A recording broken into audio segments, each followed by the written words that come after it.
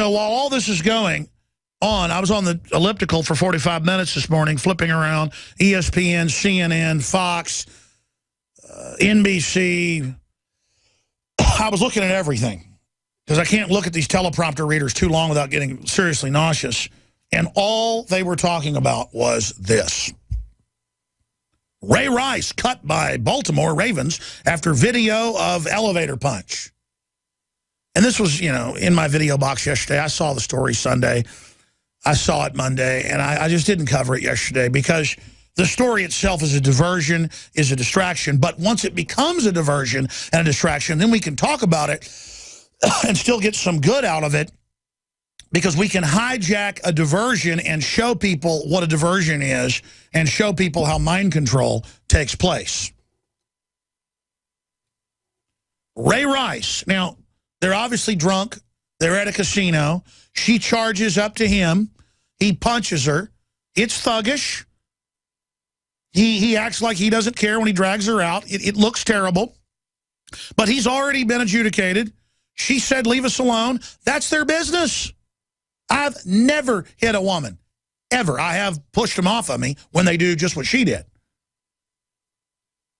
I mean, I think almost every girlfriend I've ever had at one point or another jumps on me or something, or follows you out the door clawing at your hair or whatever. I mean, I've never turned around and knocked them upside the head, but I've come close. And any man that admits that or says that, oh my gosh, the worst thing in the world is to hit a woman. Really? How about it's to use drugs and gamble away all your money or leave your kids? Or how about abusing your kids? No, that's a lot worse. And again, these guys that beat up women just out of the blue, they're horrible cowards. They're scum. It's terrible. I've never hit a woman. I've pushed women off of me. But when a woman attacks a man, it's no big deal. It's no big issue. But that's not what I'm getting to here. I'm not defending the gangster culture, the thug culture in the NFL that is undoubtedly going on. The dog fighting, it's one reason I can't stand it. And if they just played football games and that was over, it's all the tabloid stuff around it about the players and what they do. And just living here in Austin for 20-something years, having to be around the UT football players and the arrogance and how they think they're gods and just the whole thing. So I have my own disgust with it. But it is fundamentally sick. While trillions are being stolen, borders are wide open, they routinely find graves of 50 people, 100, 200, 300 on the Texas-Mexico border, a lot of them little kids, murdered, raped, killed by the Mexican drug cartels and coyotes. And Robert Rodriguez makes movies where he claims white people in cowboy hats like Don Johnson are doing it. No, that's not who's murdering people that paid their money to get shipped into the U.S. and for whatever reason got killed. Because a rival coyote brought them through. So to send an example, the cartel will kill men, women, and children. I want the killing of the men, women, and children to stop. And I sure don't like Robert Rodriguez, part of the Mexican mafia wannabe group, making movies blaming white people for it. Hey, take some responsibility for the drug culture that's glamorized by the Hispanic rap and the Hispanic Tejano and the Hispanic country music. Take responsibility for that. Just like white people need to take responsibility for the degenerate Klan and decry it. But instead, when you got black gangster racism, go hunt down white people, it's cute and funny in the media, and the media won't say it's black racism. Or when you've got Hispanic crazy level racism, it's all supposedly kosher and condoned. See, it's all how it's presented. But then everybody's jealous of these football players making $10 million a year. Everybody's, the fans, the jock sniffers, the weirdos that run around the alumni buying vehicles and apartments for the football players. All of you people really don't like the ball players. It's all part of this sick narcissistic society to go be part of it and have the boxes and be around it. It's just totally empty and mindless. But then there's always the sacrificial lamb. Oh my gosh, this guy's girlfriend jumped on him and he punched her. What do you expect somebody in the top 0.1% of best athletes, probably juiced out of his mind on 10 steroids, drunk, and somebody jumps on him, and he's going to reflex, pop him upside the head. That's why the police didn't throw the book at him, because she jumped on him and because they were drunk. And so it wasn't premeditated. He wasn't somebody out there walking in front and beating up mama in front of the kids who deserves to be thrown in prison. But again, I'm not defending what happened. It's terrible. The issue is how the media gets to get real upset and the players get to come out and go, why, this whole thing is just terrible. When it's a gladiatorial event where the average former NFL football player lives to 56. They're brain damaged. All their organs are bruised and blown out. Their joints are blown out. And let me tell you, I've run into and known a lot growing up in Dallas and then in Austin, a lot of former Dallas Cowboys and the rest of them. And let me tell you, there's nothing sadder than most of these former professional athletes, even if they've got $20 million in the bank, because they're so narcissistic that they're not stars anymore and they're not cool anymore. And they don't get to be and the other players don't kiss up to them anymore, that they're shattered men. That's what happens to narcissists. What about your kids? What about your family? What about the community? Who cares about football? If it was just go watch a ball game, whatever, that would be it. All the men I know, even they know what's going on. They want to sit there on their iPhone with fantasy football. They're arguing with people, and I just want to slap them. Our whole world is going down. Worldwide tyranny is taking place. 2 different CDC whistleblowers have gone public. One of them's now winning in court because they got retaliated against, proving that they knew that the vaccines are causing a tripling of autism in boys. In one study alone, a tripling in blacks, a doubling in Caucasians and others.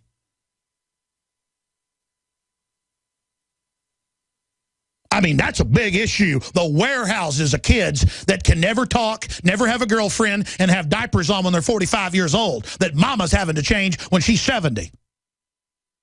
Talk about weighing down our economy. Talk about a soft kill operation. I want to see some people angry and upset on the news talking about brain damage in babies. I don't want to hear all day about, yeah, look at this player. He's a monster. He's a terrible person. He's the worst person in the world. Oh, my, they're acting like he's worse than Michael Vick. Let me tell you, killing dogs is about 50 times worse than slugging your wife when she jumps on top of you. You know why? Because it's premeditated. Because you get off on the animals killing each other. You get off on killing the animals, electrocuting them. That's what's evil. That's psychopathic. Drunk on an elevator, punching your wife when she attacks you, that's a crime of passion. But you'd think it was the ultimate sin. And you know why? Because it is an attack on men, period. You go to a park and you've got your children there, or you're at a swim meet or anything, and it's not all the moms, but it's a good percentage, will act like just being a man is somehow bad. I told the story of the Labrador I had. He lived to be about 14, but the point is he died a few years ago. Helmet. He jumped out of the fence, jumped over the fence. It's an 8-foot fence, somehow got under it or over it, I don't know. Got hit by a car. I got a call 5 minutes after it happened, ran down, got him. He'd been knocked over on the side of the road. The lady had called. I took him. They wanted to chop his leg off, but I said, no, let's see if it comes back. It came back about 80%, but he had to swing it in front of him. I'd take that dog to the park, and I mean, every time women would come up and say, is something in your paw? Did he do something mean to you? And talking about psychology, I know now why that happened. That was back when I was like 22 years old and I was super good looking. And these women were actually just using it as some come on line or something, or some way to like mentally say I was a bad person as a moral justification to look down on me. Don't have those type of problems now that look like Fred Flintstone. But that's kind of what it is. Like, you're a man, you must be an abuser at a park. You're a man, all men. The feminists teach in the colleges that all sex is rape of a woman. So that's all this is. No, it's just like Scarface says towards the end of the movie where he's in the restaurant. He says, is this what life's all about? You got a bag for a belly. You're in this restaurant with all these mummies. And then everybody can point their finger at me, all these bankers that are running scams and all these insiders getting government contracts. They can point their finger at me and say, there's the bad man. Say good night to the bad man. Because the last time you're going to see the bad man like this again. So what he's saying is, I'm not coming back to hang around in your fake society anymore. Like when the banker comes and says, you got to pay us even a bigger percentage to keep your laundered money in the bank. And he says, why don't you ever get in trouble? Because you've been running this for hundreds of years. You just used me to bring in the drugs for you. And the banker's like, hey, how's your wife doing? Got a baby yet, Tony? Got to go to the golf course. You see how that works? So they sit there and they point their finger. They point their finger after our government created Al-Qaeda and created ISIS to murder hundreds of thousands of Christians. They can point their finger at Ray Rice, some obviously juiced up guy who couldn't be a top football player if he didn't have instant reflexes and instincts. So when somebody jumps on him, they punch him. And we can all just say, fine. I say execute Ray Rice. Arrest him, charge him with attempted murder, say it was premeditated. Let's publicly hang him. And then all say how good we are. Let's burn Ray Rice at the stake. I'm joking before the New York Times says I'm serious. Let's firing squad, lethal injection, drawn and quartered. Time between two horses, rip him in two. And then we can all feel good about ourselves when Ray Rice doesn't get the contract, when Ray Rice gets released by the Ravens. Ray Rice, it's his fault. Everything is his fault. I am absolved. I am a good man. I don't have any problem. None of us have done anything wrong because we can point our finger at Ray Rice and say, good night to the bad man. Take him away now.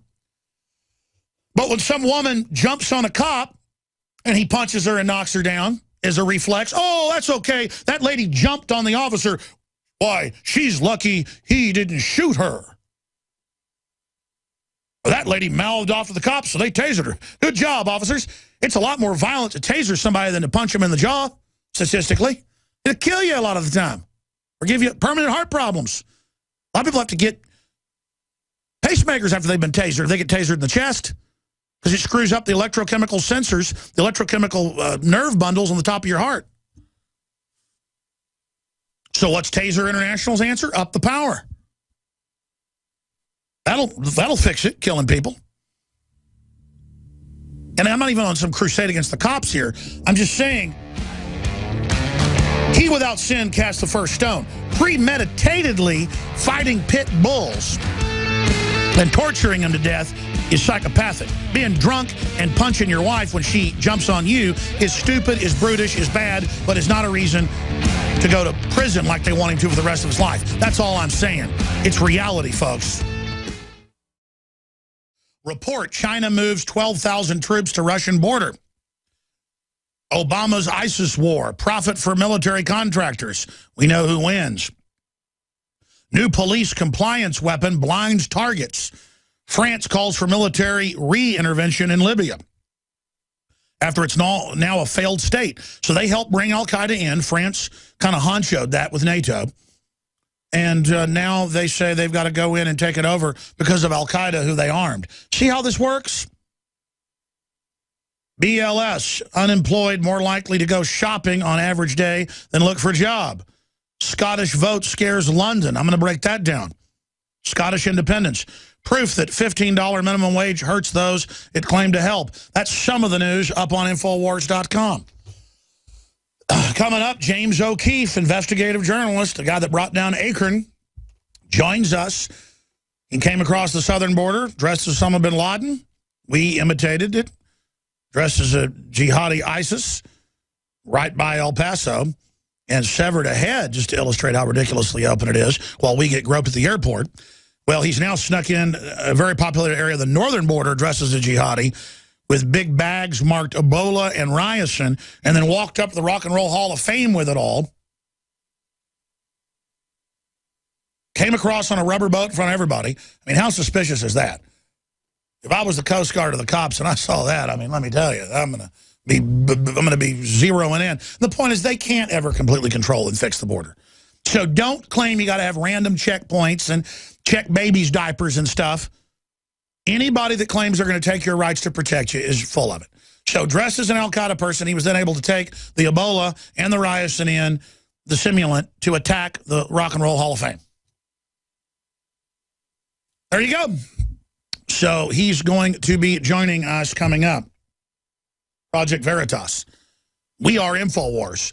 And it is vital for you to remember, we reach new people by you telling your Facebook, your Twitter, your YouTube, your email list, your friends and family by word of mouth, your employees, your boss, people at street corners, people at the grocery store, about Infowars.com, about PrisonPlanet.com, and about the free audio feeds and video feeds at Infowars.com/show.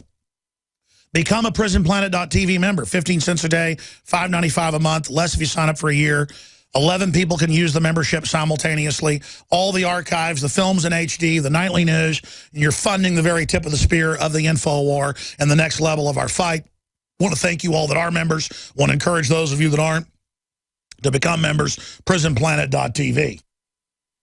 Don't forget, the best Made in America Patriot Pro gun, Molon Labe, come and take it apparel. The best bronze belt buckles promoting liberty. The best, most powerful documentary films and books, literature, over 1,000 items, InfoWarsStore.com. InfoWarsLife.com. Deal of the day, $7 for Endgame with the expanded extras on DVD, and your purchase funds the operation. InfoWarsStore.com, InfoWarsLife.com. Or 888-253-3139. And we're now have it massively discounted, Dr. Group's Oxy powder that I've been taking. That you take a few tablets at night, it goes right through, oxygenates in your intestines, and cleans you out like nothing on earth. It's available, massively discounted, InfoWarsLife.com from Global Healing Center. InfoWarsStore.com, InfoWarsLife.com, or 888-253-3139. And our crew, when you call, can answer all your questions. Visit Infowars.com and PrisonPlanet.com. When you're on the site, you can also tune in 24 hours a day to my daily radio broadcast. There's also a free iPhone app to listen to the syndicated radio show when and where you want.